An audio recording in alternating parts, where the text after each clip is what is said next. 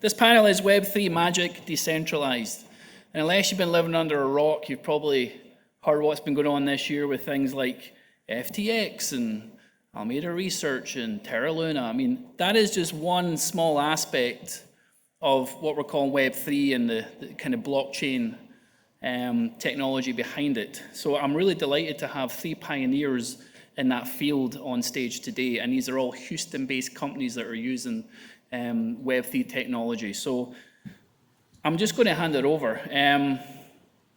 What is Web3? We've all heard it, okay? So the question I'm going to pose to Mahesh here is, what is Web3 technology, Mahesh, and how are you using it in your technology? Thanks, Stuart. Again, my name is Mahesh Sajatal. I'm the co-founder of Lucrisma. I'm also the founder of the Houston Blockchain Alliance. The problem that we are solving with Web3, and I guess there's a slide up here, basically what we're doing is, the problem is people have to have their data in multiple different apps, and they don't have a sense of the entire portfolio that they've got. But let me take a real quick step back before I get into what Lucrisma does. So I really want to talk about what Web3 is, and it really depends. If you ask 10 people in a room what Web3 is, I'm sure you'll get 15 different answers, okay? This basically goes back to what is the web. If you ask a question, what is the web? I mean, there is no standard definition of what the web really is. And Web3 is basically the next evolution of the web. And basically, if you ask that question, you're going to get a similar kind of a response. The 2 key things about Web3 is the decentralization aspect of it, and on the backs of that, the ability for users to own their own information. So those are the 2 key aspects of Web3 as far as I'm concerned. So what Lucrisma is doing is we are solving the problem of fragmented assets, especially financial assets. So as you can see on the screen, people have so many different apps that they have to log into to kind of get a sense of their net worth, their portfolio, and so on and so forth. The other issue is when you're applying for a loan or a mortgage especially, you have to download bank statements from multiple banks, and then you have to upload it to a portal or email it to your loan officer, so on and so forth. Basically what we're doing is we've built a Web3 platform which is secure, where users can actually aggregate their assets from multiple accounts, wallets, and exchanges. So the data is tokenized, so that way the data is private and it's owned by the user, and it's portable so that they can actually share it with third-party lenders and so on and so forth. I don't want to get into too many details about this, but if you have any questions about this, feel free to reach out to me. Mahesh, the way I see it is, has anyone bought a house recently, maybe the last few years? Right? Or even like rentals. I mean, there's a lot of documentation you got to provide, right? A lot of financial stuff, especially when buying a house. So I think one of the things Lucrisma are doing is you can, at the touch of a button, just decide what type of financial data you want to share with the person that's asking for it.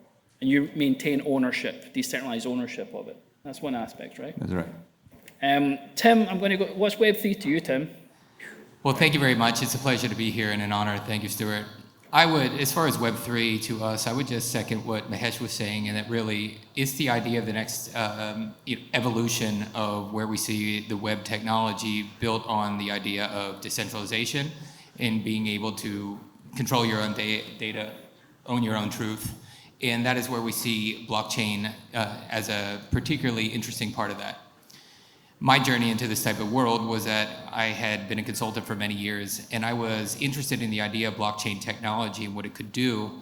But I saw a lot of the early crypto and Web3 type things, and I was just seeing more of a solution looking for a problem to solve. But then I came across Topple, the company I'm at now, and I saw a really different type of process, a really different type of company being built using Web3 ideology and using blockchain rails.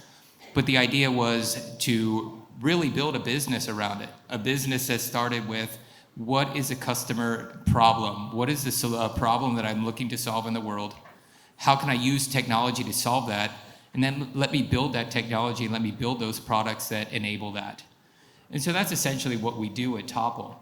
The idea is to help the sustainability or impact sector, help the companies that are doing really great stuff in the world, but be able to really prove that impact in a way that currently is not possible, to be able to get that out there, get their message out there, and do it in an immutable fashion and in a trustless fashion to help them be able to prove and then monetize their impact claims. And so what we've built at Topple is essentially a two-part company. The first is the Layer 0 blockchain protocol, which would be the equivalent to an Ethereum or Cardano, Solana, for those of you that are familiar. But we went one step further, and we actually built one of our own users. We built a products company on top of our blockchain to show the other companies what we meant about the ecosystem that we're looking to develop, the type of companies that we want to come and be part of our ecosystem to build on our blockchain. And so that is the idea of the second part of Topple, which is Topple Solutions, which is a products company.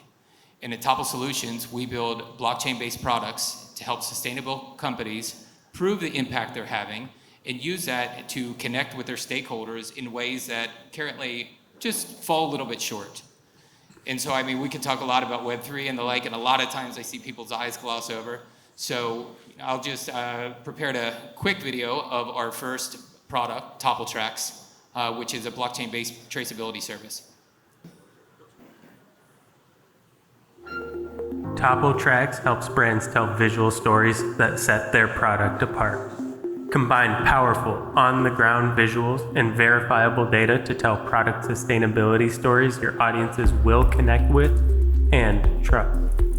The traceable journey is the culmination of your sustainable supply chain effort, as told by interactive location, process, and personnel information that includes geotag mapping, detailed descriptions, certifications, and captioned images. Our traceable journey page provides your product with an identity that showcases your hardest-hitting sustainability initiatives. With the Topple Tracks platform, you can unleash the power of blockchain storytelling.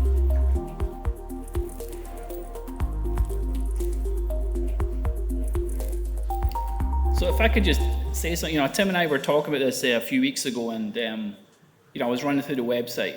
The thing about you go and buy a gold ring, right? You might buy it from like a jewelry store, whatever, but you don't really know where it's from, right? They could say it's from this, from that, and you do not know where the whole supply chain is from. Topple will show you that, and the example that we had here is showing you where the gold's from, who's touching it at what points, where it's being transferred, and it turns out there was actually an artist that was involved in that process that was based in Norfolk in England in the UK, and I've been down there for summer holidays a few times, so it was like, oh wow, I didn't even realize that. So Adam, we're going to go to the medical aspect now of Web3. What's Web3 to you? Yeah, Stu, happy to be here. I'm Adam Hansen, CEO of Genial. For me, when I think about Web3, I think a useful framework is, what is Web 1, what is Web 2? Web 1, a lot of times people talk about this as being able to read the internet, early to static web pages. Web 2, think about read and write. So writing the internet, what's that? Facebook, centralized social media. Web 3 now brings in the third component is being able to own the data. Read, write, and own. And so what does it really mean to own data? It could mean different things in different contexts or to different people. But for us at Genial, we think about owning data as having exclusive control over visibility into the contents of the data and the terms and conditions and deciding when and how it's used. And so that's what Web3 means to us. And I'd also like to talk a little bit about kind of my background and how we founded Genial and how that's related to Web3. And so rewind quickly to about 10 years ago, I was a student in Utah, and all of the most successful people that I knew, they all had one thing in common. They had some sort of personal vision or mission for their career. And so I was thinking, okay, what do I want to do with my life? I'm a people person. I like people most of the time. And I realized I wanted to dedicate my career to relieving human suffering through precision medicine. Genetic medicine is, the next wave and a great opportunity. So that path led me to pursue a PhD in computational genetics here in Houston. I had the opportunity to study under Richard Gibbs at the Human Genome Sequencing Center at Baylor College of Medicine. And during my PhD, I kept an ear to the ground of, trying to figure out what are the largest bottlenecks in precision medicine. Okay, and we had the opportunity while I was there to discover over 150 new candidate genetic disorders. And this was through mining centralized aggregate data for patients with rare diseases. Now, in order to safeguard patient privacy, which is essential, the data was anonymized. But now I'm going to see if I can pull up a slide here. These children here, they're all affected with the same disorder that we discovered back in 2016. And it wasn't until 2020 that they actually began to receive a diagnosis. We realized that anonymization, well-intentioned, yes, but it cut patients out of the loop. Now, I had the chance I'm not a clinician myself, but to visit in the clinic with one of the families here, and when I heard the parents share that it was like a miracle that they received a diagnosis after 10 years of searching for an answer, that was really an aha moment for me where I knew, okay, we have to do better and we can do better. So really we experienced firsthand that anonymization, cutting patients out of the loop, creating siloed data, preventing the ability to reiterate and re-engage with patients, this is the largest bottleneck facing precision medicine. And so Genial, we were just awarded a $2.3 million NIH grant in order to fund this vision of a private biomedical data search engine and exchange. We're really, big picture, we're trying to break down the silos in biomedical data with an initial focus on rare diseases, on genetic conditions. And so we're trying to create this exchange where consumers of data, the innovators, the researchers, they can find the siloed data that they need, regardless of wherever it's originally from, as if it were centralized. But most importantly, and where Web3 comes in, is we cannot see the contents of the data or the results of analysis performed on the platform. And we do this not with blockchain, but with other privacy-preserving computation technologies that are just becoming available. Ultimately, it's all about trying to accelerate precision medicine to help patients be able to receive an answer as fast as possible. Thanks, Adam, and congratulations again on the NIH award. It's fantastic. Buzzwords. We're in the startup industry, right? We all hear the odd buzzword now and again. Everyone, like AI, for example, everyone sticks on AI on whatever they're doing, saying, as a buzzword. So there is obviously a risk that Web3 becomes the next buzzword, etc.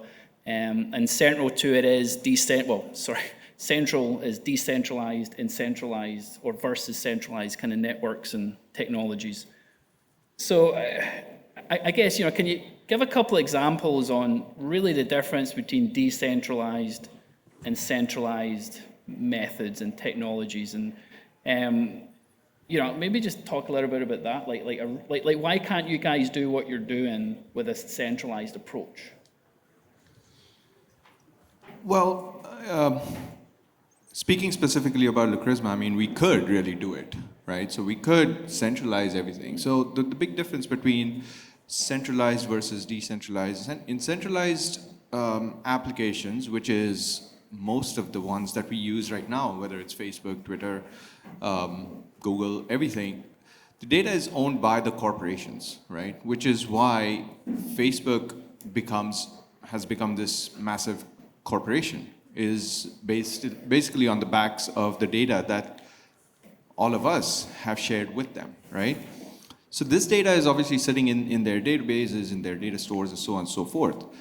Decentralization, so obviously it's centralized in that case, right? So decentralization is the opposite of that. In that case, the owner of the data is the person or the user themselves, right? So in our case, when we're talking about aggregating your financial data in Lucrisma, there is a similar service, I don't know if anybody's used it, called Mint. So Mint actually does do something similar to what we are doing. We do a whole bunch of other things, but essentially what Mint does is it aggregates everybody's data into a database, and the data is actually owned by Intuit, who owns Mint. Whereas with us, the data is actually owned by the user themselves. We've tokenized it. It's going to be sitting in a wallet somewhere, and that's where where the blockchain aspect of it comes into the picture. What blockchain actually enables you to do is to tokenize different assets, right? So you've obviously heard of Bitcoin and some of the other blockchains and tokens and crypto that you've probably come across, Ethereum and so on and so forth. So all of those things are basically tokens of some sort. So essentially what we're doing is tokenizing the data and storing it on the blockchain. So that way, even Lucrisma does not have access to this data at all. It's completely owned by the user, and it can only be shared if the user wants to share it.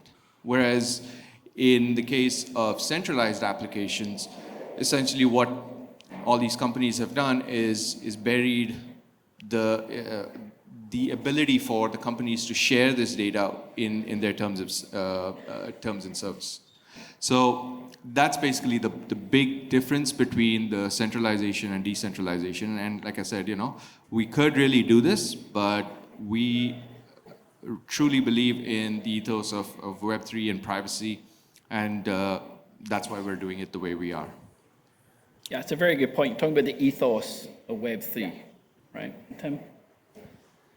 Well, thank you. I would say for us, we actually require the use of a decentralized approach. And that is because you see a lot of the way that you heard about supply chain, and the supply chain is going to be on a blockchain, and that's going to be great, but it's kind of faltered.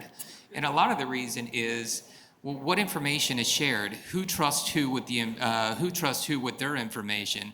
Oh, we have to connect the entire supply chain before we can get anything useful out of that. No one can come together. Everyone's skeptical of the other one, and there's no such thing as a trusted third party to just say, well, if everyone would just give her or him our data, everything would be fine.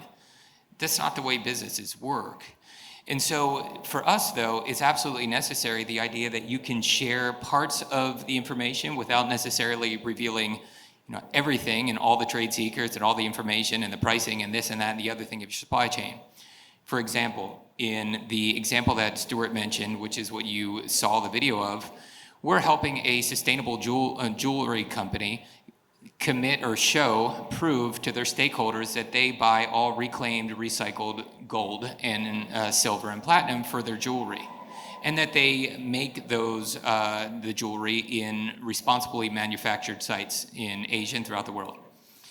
And so what we have the ability right now, and what you kind of saw, was to write that, okay, I'm claiming that I use reclaimed, recycled metals because I buy from this company, and that's what this company does, right? And then I can show you where it's manufactured. Now, that is the jeweler at the end of the supply chain. But how do we then back that up? When we're looking at the manufacturer, we don't need everybody to be on the same supply chain. We just need people to write whatever information is relevant to that batch of digital goods, in this case, a ring or a pendant, etc. So if you go back to the manufacturing site, they have a running real-time management system that lets them know every batch of jewelry, what % of solar power it was, because by and large, the plant is mostly solar powered, anywhere between 80 and 92% at a given time. And so when a batch comes off, they can write from the ledger what was the amount of solar power that was used in that batch. Then you go back, and where do the metals come from? Well, the jeweler says, I do the right thing because I buy metals from this person. But we don't necessarily know what are the practices of of that company. We don't know whether or not they claim to have recycled gold, but they're really buying from black market gold. But we could get them on the supply chain to commit that information. They can show us where are the equivalent of scrap yards for gold and silver reclaiming, show where that came from. And so you're lining up a supply chain in which not everyone has to show all the information, not everyone has to centralize it and say, we're going to trust X, Y, or Z, but is what is relevant to the story that you want to tell. I'm going to commit that data. I'm going to commit it in a trustless public forum, but I'm going to be able to hold the cards that are that I need to hold. And so that's why, for us, it's absolutely critical to have both centralized, obviously, as well as decentralized platforms to allow that whole story to come together. Thanks. And so thinking about the perspective of the healthcare industry, why decentralization, versus centralization? Ultimately, what we need is as large of a data set as possible. In biomedical research, we have not even begun to satiate the demand for more samples. We always want a larger data set. We always want a larger sample size. Okay, so in this context, we do see centralized, a lot of centralized models out there. We think of these as data owners or vacuums sometimes, kind of sucking up data from other patients or other data owners. And this works for a short-term to medium-term strategy of growing a data set for discovery and for innovation. But think long-term, where is this headed? At Genial, we see that all of these individual data owners, there's an upper limit to how much data they can aggregate. It might be political if they're, a government-based biobank or healthcare system, or it could be based on the market reach of a private company. There is always an upper limit, and that upper limit will never be enough data in order to maximize discovery, especially in the rare and orphan disease space, where we're focused on initially. So where decentralization comes into play is with Genial, we're positioning ourselves as this neutral, trusted third party that can connect data from these data owners in a way where we are not at conflict with anyone else. We cannot see the contents of the data on the platform. So from a technology perspective, also from a business model perspective as well, we are not a data owner and we are not a data consumer. We don't analyze the data ourselves either. Infrastructure and services, that is how we keep trust aligned. And that trust is what's going to be essential in order to create the largest possible data set, which is what patients will need once we've discovered all of the easy discoveries and the low-hanging fruit from these small to medium-sized data sets in the interim. Thank you for that. And working in hospitals and seeing how things are handled there, there's a lot of vendors and companies that come in with their medical devices and their software, etc. Okay, there's still a lot of litigation and legal aspects which cover what those vendors get access to in regards to patient data. Okay, so there's always that problem. Hey, who owns the data? Well, it seems to be that if it's heading towards the way that the patient owns the data, that's like a new door that's opened, and it's a new era of innovation. So it'll be really interesting to see where that goes. I'm going to switch gears a little bit more to what's happening at the moment, more in the decentralized finance. When you talk about cryptocurrency, you think Bitcoin, right? I think probably everyone's heard of Bitcoin. And if you venture into that world, maybe go on Coinbase, you then start hearing about Ethereum. And then maybe it's Solana and Avalanche and so on. So then maybe you really get into it and you open a MetaMask wallet, right? Or a Solana wallet or a Cardano wallet, and you start playing around. But then you start hearing about things like BlockFi and decentralized or centralized exchanges like FTX. I think if you heard about FTX, they pretty much went bankrupt. They fraudulently stole, I think it's close to $50 billion, like literally overnight, wham, $50 billion gone. Where's that money gone? What about Terra Luna, where their stable algorithmic coin just crashed? Where's that money gone? Okay? So there's a real problem potentially of all these bad actors putting people off getting into blockchain technologies and cryptocurrency, etc. So I guess my question is, do you think that the recent events of the likes of FTX and Terra Luna have strengthened decentralized blockchain technologies, or is it putting people off? I'll take that.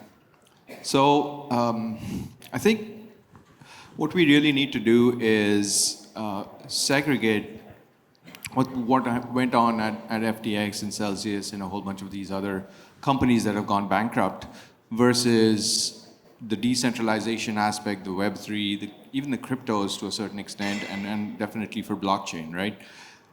FTX was completely, I'm just going to stick to FTX, but it was completely centralized. It was the doing of essentially one man, maybe a group of people, but it was completely centralized. It was greed, it was fraud, all of that stuff, yes? There's absolutely no question about that. Now, what was done is, frauds and greed and everything has happened before. It's happened during the internet boom of the 90s. It's happened outside of web technologies in general. It's happened at large companies. Obviously Enron here is a classic example, I guess. But the point being, decentralization is the whole antithesis of exactly what happened here. I'll give you a very quick example, right? So there is a DeFi platform. DeFi stands for decentralized finance, for those who are not. But there's a DeFi platform called Aave. It basically engages in lending and borrowing. And it's completely automated. It runs on just code. There is no person that actually makes any decisions on any kind of lending. There was bad debt of about $1.5 or $1.7 million. And they have about or close to $6 billion in assets under management, if you will. And they had bad debt of about $1.5 or $1.7 million. And people knew about it immediately because everything is transparent, everything is on the blockchain. People knew about it immediately. Whereas FTX, they had bad debt of over $3 billion, and people did not know until somebody came up and said, we have bad debt. So that's the huge difference between centralized and decentralized. Decentralized, everything is, for the most part, it's open, and this is specifically in the DeFi space and public blockchains. I don't want to get into enterprise blockchain. So as a slight aside, we do have another session this afternoon which talks about blockchain 101 as well. So if you want to get into a lot more of these kind of topics, please do come for that one. But essentially, the public blockchains, everything is completely public, obviously. And that means anything that's happening on the blockchain is public knowledge. So when Aave had bad debt, people knew about it right away. Whereas with FTX, it was a closed garden, it was a walled garden. Everything was hidden away, it was private. And people did not know what was going on, what they were doing with the funds that people were trusting them with. And obviously, they did not do the right thing. So I don't believe that FTX is going to cause long-term damage to the blockchain or the crypto industry. Obviously, there is some trust that needs to be rebuilt by the industry themselves, but I think we'll rebound. Yeah, I think Mahesh covered this very well. I just really want to reiterate that a lot of people might look at the collapse of FTX and the fallout and see that as an indictment of Web3 of sorts. But Mahesh explained very well, FTX was centralized, not decentralized. The collapse of FTX and the fraud that happened, that is an indictment of underregulated, centralized management of financial assets. Really, end of story. So. And I would say from the way we look at things, it actually strengthens our case as to why companies like Topple need to exist, because what we are doing is helping to bring that decentralization approach and helping to say or allow companies and stakeholders and users to say it's not enough anymore to just trust us. Because this is the same thing that happened at FTX. It was just a centralized exchange saying, trust me that I know better, and trust me that what I'm telling you is 100% legit. And for a lot of the impact sustainability companies that build on our blockchain, it's the same type of thing. It's like, trust me that my manufacturing practices are great. Trust me that I pay living wages to the agricultural workers that make my products. Trust me that my claims on carbon credits are legitimate and well-founded in science. But what we're allowing them, what we're providing them is that infrastructure to be able to say, you don't have to tell your stakeholders, trust me anymore. You can say, here it is, I'm showing it to you. And that's only possible in a decentralized fashion. So again, I think that if we can take, kind of zoom out from the short term, because yes, there's a lot of pain, and yes, it will make companies, ours included, companies like, more difficult to get funding in the short term, because there's a tendency to throw the baby out with the bathwater, and anything in that sector is bad. But if we can take the long-term horizon, I think it strengthens the case for companies to be using decentralized Web3 technology to build real products that serve real problems in the world, instead of just looking to kind of move tokens around and create leverage for each other. I think that's a great. So it's really kind of all a matter like trust in a way, like how you look at trust. And so I know we're coming to the end of our presentation here, and I just want to again thank you everyone. Pumps and Pipes are not going to go out and start a decentralized exchange. Maybe we do. I don't know. If anyone wants to build that, we could do it. And again, thank you very much for the panel. Thank you, everyone.